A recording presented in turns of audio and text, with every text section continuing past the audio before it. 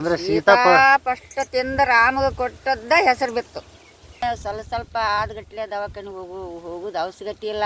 ಅದಕ್ಕೆ ಸೀತಾಪತಾಳಿ ಅಂತ ಯಾಕೆ ಹೆಸರು ಬಂತು? ಸೀತಾ ಅಂತ ಯಾಕೆ ಬಂತು? ಸೀತಾ ಅಂತ ಯಾಕೆ ಬಂತು?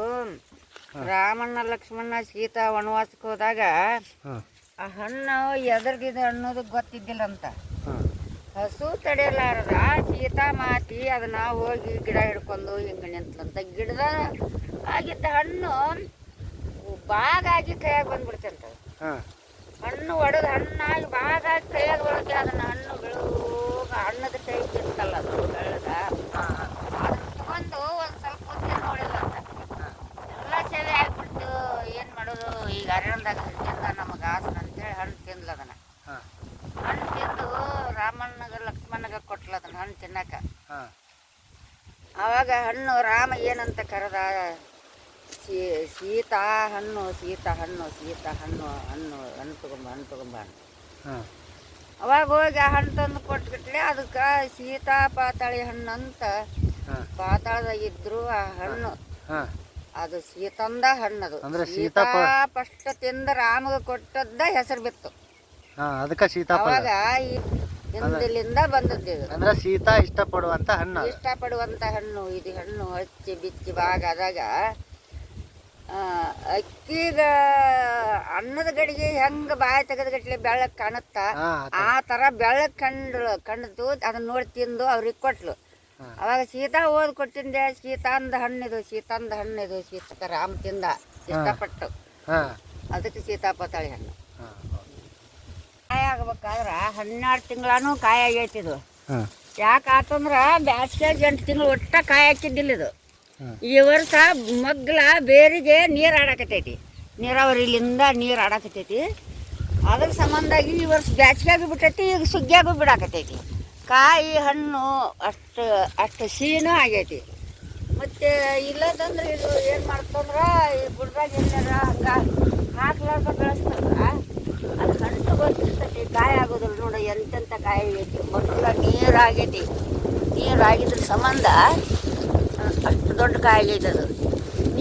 ಈ ವರ್ಷ ಆದ್ರೆ ಜಾಸ್ತಿ ಕಾಯಿ ಹಾಕತೈತಿ. ಜಾಸ್ತಿ ಕಾಯಿ ಹಾಕೈತೆ. ಮಗ್ಲ ನೀರು ಐತೆ, ನೀರಾವರಿ ಬೇರಿಗೆ ನೀರು ಹಾಕೈತಿ. ಅದ್ರ ಸಂಬಂಧಾಗಿ ಇದು ಇಷ್ಟು ಕಾಯಿ ಬಿಟ್ಟೈತಿ. ಇದು 12 ತಿಂಗಳೂ ಕಾಯಿ ಆಗೈತಿ. ಈಗೆಲ್ಲ ಹರಿದರ್ದು ಆಗ್ಬಿಡ್ಯಾರ. ಈ ಗಿಡನೆಲ್ಲ ತಿಂದಾರ ಈಗ ಹರಿದರ್ದು. ಈಗ ಎಲ್ಲಾರು ಒಂದೊಂದು ಉಳ್ದಾವ. ಈಗ ಈ ವರ್ಷ ಕಾಯಿ ಜಾಸ್ತಿ ಆಗಾಕತೈತಿ ಅಂತ ಹೇಳಕತ್ತಾರ. ವರ್ಷ ಇಷ್ಟು ಕಾಯಿ ಹಾಕಿದಿಲ್ಲ. ನಾವು ನೋಡ್ತಿದ್ವಲ್ಲ, ವರ್ಷ ಕೂಡ ಈ ಪರಿ ಕಾಯಿ ಹಾಕಿದಿಲ್ಲ ಅದು. ಈ ವರ್ಷ ತುಂಬ ಕಾಯಿ ಆಗೈತಿ ಸೀತಾಪತಾಳಿ. ಈಗ ನೋಡ್ತಾ ಇರ್ಬೋದು ನೀವು, ಗುಡಿಸಲು ಐತಲ್ಲ, ಈಗ ನೆರಳಾಗಲಿ ಅಂತೇಳಿ ಹಾಕಿದ್ವಿ ಇದನ್ನು ಅದ್ರ ಕೆಳಗೆ. ಆದರೆ ಪಕ್ಕದಲ್ಲಿ ನೀರಾವರಿ ಐತಲ್ಲ, ನೀರಾವರಿ ಇದ್ದಿದ್ದರಿಂದ ಜಾಸ್ತಿ ನೀರು ಜಕ್ಕೊಳತ್ತಲ್ಲ, ಹಿಂಗಾಗಿ ಜಾಸ್ತಿ ಕಾಯಿ ಆಗತೈತೆ ಅಂತ ಹೇಳಕತ್ತಾರೆ. ಹೋದ ವರ್ಷ ನಾವು ತುಂಬ ಹುಡುಕಿದ್ರು ಕೂಡ ಇಷ್ಟು ಕಾಯಿ ಆಗಿದ್ದಿಲ್ಲ. ಈ ವರ್ಷ ಜಾಸ್ತಿ ಕಾಯಿ ಆಗತೈತೆ ನೋಡ್ರಿ. ಭಾಳ ಕಾಯಿ ಆಗ್ಯಾವ, ಏನೇನು ಸಾಮಾನ್ಯ ಆಗಿಲ್ಲ ಈ ವರ್ಷ. ತಿನ್ನಕ್ಕೆ ಮಾತ್ರ ಏನು ಜಗ್ ಸಿಗ್ತಾವ. 38 ವರ್ಷ ನಮ್ಮ ಮಗಳಿಗೆ ಮದುವೆನ ಆಗಿದ್ದಿಲ್ಲ.